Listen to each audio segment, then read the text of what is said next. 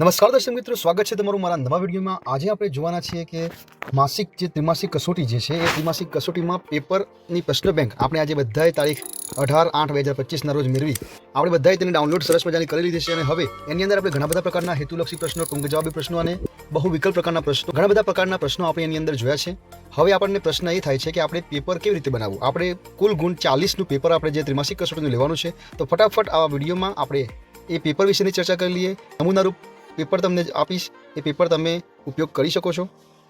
આ ઉપરાંત પેપર બનાવતી વખતે આપણે શું કાળજી રાખવી, શું ધ્યાન રાખવું તેની ચર્ચા કરીશું। જેવી રીતે આપણે જાણીએ છીએ મિત્રો, બધા જ આપણે રાહ જોઈ રહ્યા હતા તારીખ 18ની કે 18 તારીખે આપણા શાળાના જે ઓનલાઈન એટેન્ડન્સ પોર્ટલ જે છે એની ઉપર અથવા તો શાળાના ઈમેલ આઈડી પર આપણને પ્રશ્ન બેંક જે ઉપલબ્ધ કરવાની હતી તે આજે જાહેર થઈ ચૂકી છે। આપણે બધાએ જ પ્રશ્ન બેંક સરસ રીતે ડાઉનલોડ પણ કરી લીધી છે અને હવે એના આધારે આપણે 40 ગુણની જે કસોટી છે એ કસોટીની રચના આપણે જાતે કરવાની છે।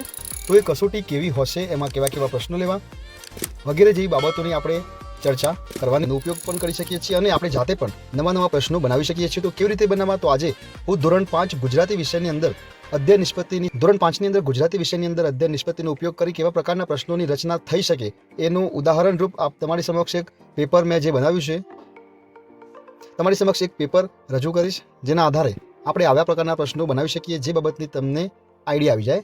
જો તમારે પેપર જોઈતું હોય તો મારા વિડીયોની નીચે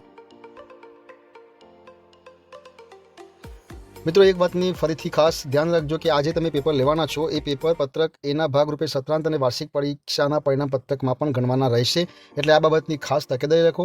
તો ચાલો શરૂ કરીએ। કેવા પ્રકારનું પેપર હોઈ શકે, હું તમને એક નમૂનારૂપ પ્રશ્નપત્ર ત્રિમાસિક કસોટીનું જે ગુજરાતી વિષય ધોરણ 5ની અંદર કેવું હોઈ શકે એની સમજ તમને આપું છું, તો વિડીયોમાં અંત સુધી બન્યા રહેજો। તો મિત્રો, તમારી સમક્ષ ધોરણ 5 ગુજરાતી વિષયનું પેપર જે આપણે લેવાનું થાય કેવી રીતે એ લઈ શકાય તેની ચર્ચા આપણે આજે કરવાના છીએ। તો આપણે આજે વિગતે જોઈએ તો એમાં અધ્યયન નિષ્પત્તિ અને એકમ, કયા એકમનો સમાવેશ થાય છે, તો એકમ 1 અને એકમ 2નો સમાવેશ થાય છે। 2 કલાકનું આપણે પેપર રાખવાનું છે અને તારીખ 18થી માંડી અને છેક 30 તારીખ સુધી તમને અનુકૂળ સમય તમે આ પેપર લઈ શકો છો શાળા કક્ષાએ તેનું આયોજન કરીને। હવે આપણે જોવાનું છે કે આમાં કેવા પ્રકારના પ્રશ્નો આવી શકે। અહીં રજૂ કરેલા પ્રશ્નો માત્ર ને માત્ર તમારી સમજ આધારિત છે, તેમાં તમે ફેરફાર ચોક્કસથી કરી શકો છો, તમને ખબર પડે, તમને ખ્યાલ આવે, એની સમજ પાકી થાય એટલા માટે અહીંયા પ્રશ્નો રજૂ કરેલા છે।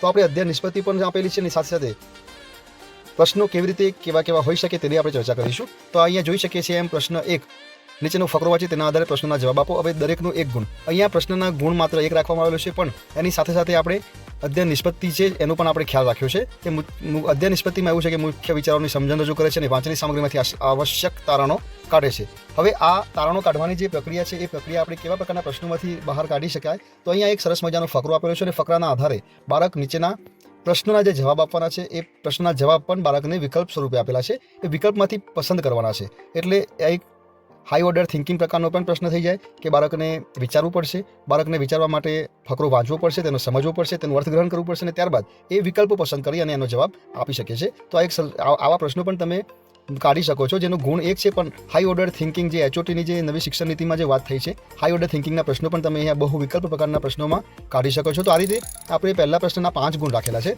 એટલે એમ જુદા અબ કડ એમ ઓપ્શન આપી અને આપણે પ્રશ્નોની રચના કરેલી છે। તો આ ફકરાનું મહત્વ, ફકરો વાંચવાનું બાળક સમજે અને એના આધારે પ્રશ્નનો જવાબ આપે, અને જવાબ પણ કેવો બાળકને ઓપ્શનલ આપવામાં આવે છે જેથી બાળક વિચારતું થાય, દરેક પ્રકારના વિકલ્પો વાંચી અને તેનો જવાબ આપે, આવી રીતે પ્રશ્નો પણ તમે નીકાળી શકો છો। હવે અહીંયા એક બીજી અધ્યયન નિષ્પત્તિ આપણને મળે છે કે સર્વનામ અને વિશેષણનો ઉપયોગ કરે છે, તો એના આધારે પ્રકરણ 1 અને 2નો ઉપયોગ કરી આપણે આ પ્રકારનો પ્રશ્ન પણ આપણે નીચે કાઢી શકીએ કે અહીંયા આપણે ખાલી જગ્યાઓ આપવામાં આવેલી છે, એ ખાલી જગ્યાઓમાં પણ ઓપ્શન આપવામાં આવ્યો છે કે 6 ખાલી જગ્યાઓમાંથી 5 ખાલી જગ્યાઓ તમારે ભરવાની, એટલે આપણે એની અંદર 5 ગુણ રાખવામાં આવેલા છે। અહીંયા ખાલી જગ્યા રાત, એટલે રાત કેવી હોય, તો એ વિશેષણનો ખ્યાલ બાળકને આવે છે। બાળક સામે 4 પ્રકારના ઓપ્શન છે, બાળક વિચારતું થશે કેવા પ્રકારનો ઓપ્શન એ રાખે તો એ સાચું ઠરશે। તો અલગ પ્રકારના ઓપ્શનો એ રોજિંદા જીવનમાં તો બાળક બોલતો જ હોય છે, એટલે એના લીધે બાળકના અનુભવમાંથી બાળકને શીખવા માટે અહીંયા એક સુંદર મજાના પ્રશ્નો અહીંયા આપણે મૂક્યા છે। તો આવા પ્રશ્ન 2માં આપણે આ પ્રકારના પ્રશ્નો લીધા છે કે જેના લીધે બાળકને સર્વનામ અને વિશેષણનો ઉપયોગ કરવાની જે આપણે અધ્યયન નિષ્પત્તિ છે એ પણ આપણે ત્યાં ઉપયોગમાં લઈ શકીએ। ત્યારબાદ અહીંયા પ્રશ્ન નંબર 3ની જે રચના કરી છે એની અધ્યયન નિષ્પત્તિ આપણને એવી આપી છે કે સામગ્રીમાંથી ભાષા સંરચનાની ક્ષતિઓ શોધી અને સામગ્રીનું સંપાદન કરે છે। તો આ પ્રકારની અધ્યયન જે નિષ્પત્તિ છે એના આધારે આપણે એક પ્રશ્ન બનાવ્યો છે કે નીચેના ફકરામાંથી ભૂલવાળા શબ્દો શોધી તેને બદલે સાચા શબ્દો લખો। એટલે ભાષા સંરચનાની જે ક્ષતિઓ શોધવાની અધ્યયન નિષ્પત્તિની જે વાત છે એ આપણે એક ફકરાની અંદર બાળક વાંચશે બાળક વાંચીને તેમાંથી ભૂલો શોધશે અને ભૂલો શોધી એ શબ્દોને સાચા શબ્દો સ્વરૂપે લખી અને ફરીથી ફકરો લખશે. તો આ ફકરો વાંચી અને તેમાં ભૂલો શોધી અને નવો ફકરો લખવાની અહીંયા જે અધ્યયન નિષ્પત્તિ આપણે અહીંયા સિદ્ધ થતી હોય એવા પ્રકારનો પ્રશ્ન આપણે પ્રશ્ન 3માં અમાં મૂક્યો છે. હવે પ્રશ્ન નંબર 3 એનો બ આપણે આપ્યો છે, તેના આપણે 5 ગુણ હતા અને બના પણ આપણે 6 ગુણ મૂકેલા છે. બમાં શબ્દ પરિવર્તન કરી વાક્ય રચનાઓ નિપજાવે છે. આ એક પ્રકારની અધ્યયન નિષ્પત્તિ આ એકમની અંદર આપણે છે. તો આ એકમની અધ્યયન નિષ્પત્તિ સિદ્ધ થાય. અહીંયા તમે જેમ જેમ જોશો તેમ તેમ તમને ખ્યાલ આવશે કે બાળક સાથે આપણે બહુ વિકલ્પ પ્રકારના પ્રશ્નો લીધા, હેતુલક્ષી પણ પ્રશ્નો લીધા, ટૂંક જવાબી પણ પ્રશ્નો લીધા અને હવે આગળ આપણે શબ્દ પરિવર્તન કરી વાક્ય રચનાઓ નિપજાવે છે. તો તેની અંદર નીચેના પ્રશ્નોમાં આપેલા દરેક શબ્દો વાંચો, શબ્દની જોડ શોધી તે જોડના 2 શબ્દોની જોડી એક અર્થપૂર્ણ શબ્દ બનાવે અને નવા બનાવેલા દરેક શબ્દ પરથી એક વાક્ય બનાવો. આ દરેકના 2 ગુણ છે એટલે કોઈ પણ 3 બનાવવા એટલે એના આપણે 6 ગુણ રાખવામાં આવેલા છે. એટલે કે 3 બનાવવાના અને એના 6 ગુણ એટલે એક પ્રશ્નના 2 ગુણ. તો આવી રીતે બાળક વિચારતું થાય. થોડાક ટૂંક જવાબી પ્રશ્નો પણ અહીંયા આપણે ઉપયોગમાં લીધા છે. ઉદાહરણ તરીકે એક એક્ઝામ્પલ પણ આપ્યું છે કે શબ્દની જોડ છે ધીંગા અને મસ્તી. તો બંનેના શબ્દનો નવો શબ્દ બને ભેગો કરીએ એટલે શું થાય કે ધીંગા મસ્તી. તો એનું વાક્ય આપણે બનાવવાનું છે અમે મામાને ઘરે જઈએ એટલે ખૂબ ધીંગા મસ્તી કરીએ. તો આવા પ્રકારના ઉદાહરણ બાળકને આપવાના અને જેનાથી બાળક નવો પ્રશ્ન એની જાતે જ બનાવી શકશે એટલે બાળક વિચારતું થશે. તો આવા હાઈ ઓર્ડર થિંકિંગ પ્રકારના પ્રશ્નોનો પણ આપણે અહીંયા સમાવેશ કરવામાં આવેલો છે. હવે અહીંયા પ્રશ્ન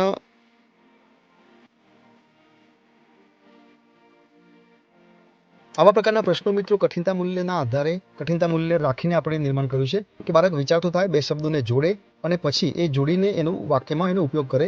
અહીંયા આપણે તૂટેલી, બાર, બેરંગી, મેરો, ફૂટેલી અને ચોર આ જે શબ્દો જુદા જુદા આપ્યા છે એ બધા આપણે પહેલાં ભેગા કરવાના છે.